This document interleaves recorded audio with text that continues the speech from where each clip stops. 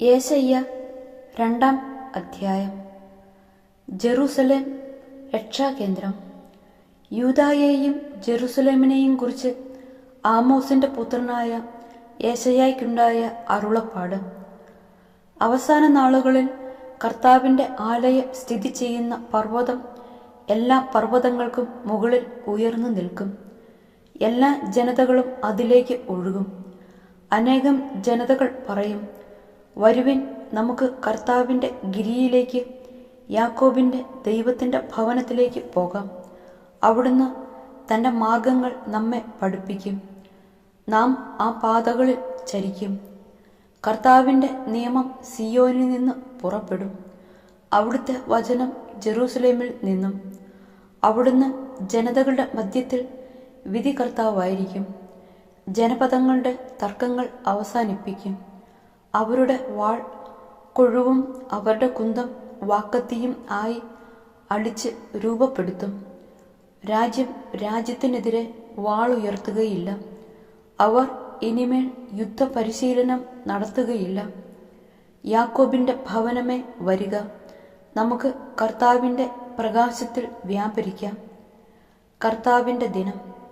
അങ്ങ് സ്വന്തം ജനത്തെ, യാക്കോബിന്റെ ഭവനത്തെ കൈവിട്ടിരിക്കുന്നു.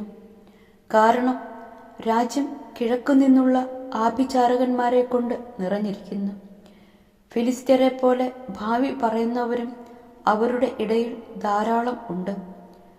അന്യജനതകളുമായി അവർ കൂട്ടം ചേരുന്നു. അവരുടെ ദേശം സ്വർണവും വെള്ളിയും കൊണ്ട് നിറഞ്ഞിരിക്കുന്നു. അവരുടെ നിക്ഷേപങ്ങൾക്ക് അളവില്ല. അവരുടെ ദേശം കുതിരകളെ കൊണ്ട് നിറഞ്ഞിരിക്കുന്നു. അവരുടെ രഥങ്ങൾ സംഖ്യാതീതമാണ്. അവരുടെ ദേശം വിഗ്രഹങ്ങൾ കൊണ്ട് നിറഞ്ഞിരിക്കുന്നു. തങ്ങൾ തന്നെ നിർമ്മിച്ച ശില്പങ്ങളുടെ മുൻപിൽ, തങ്ങളുടെ തന്നെ കരവേലയുടെ മുൻപിൽ അവർ കുമ്പിടുന്നു. മർത്യൻ അവമാനിതനാകുന്നു. മനുഷ്യൻ തന്നെ തന്നെ തരം താഴ്ത്തുന്നു. അവരോട് ക്ഷമിക്കരുത്. പാറക്കെട്ടിനുള്ളിൽ പ്രവേശിക്കുവിൻ, പൊടിയിൽ ഒളിക്കുവിൻ. അങ്ങനെ കർത്താവിന്റെ ഭീകരതയിൽ നിന്നും അവിടുത്തെ മഹിമാതിശയത്തിൽ നിന്നും രക്ഷപ്പെടുവിൻ. മനുഷ്യന്റെ അഹന്ത തല താഴ്ത്തും, അഹങ്കാരികളെ എളിമപ്പെടുത്തും.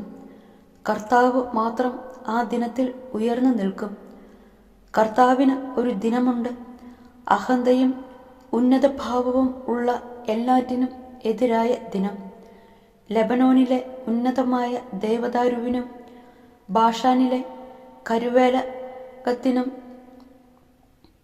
ഉന്നതമായ പർവ്വതങ്ങൾക്കും ഉയർന്ന കുന്നുകൾക്കും ഉന്നതമായ സകല ഗോപുരങ്ങൾക്കും എല്ലാ ശക്തിദുർഗങ്ങൾക്കും താർശീഷിലെ കപ്പലുകൾക്കും മനോഹരമായ എല്ലാ ശില്പങ്ങൾക്കും എതിരായ ദിനം. മനുഷ്യന്റെ അഹങ്കാരത്തിന് അറുതി വരും. ഗർവിഷ്ഠൻ വിനീതനാക്കപ്പെടും. അന്ന് കർത്താവ് മാത്രം ഉയർന്നു നിൽക്കും. വിഗ്രഹങ്ങൾ നിശേഷം തകർക്കപ്പെടും. ഭൂമിയെ പ്രകമ്പനം കൊള്ളിക്കാൻ കർത്താവ് വരുമ്പോൾ ഉജ്ജ്വല പ്രഭാവത്തിന്റെ ഭീതിദായകമായ ദർശനത്തിൽ നിന്ന് മനുഷ്യർ പാറയിടുക്കുകളിലും ഗുഹകളിലും ഓടിയൊളിക്കും.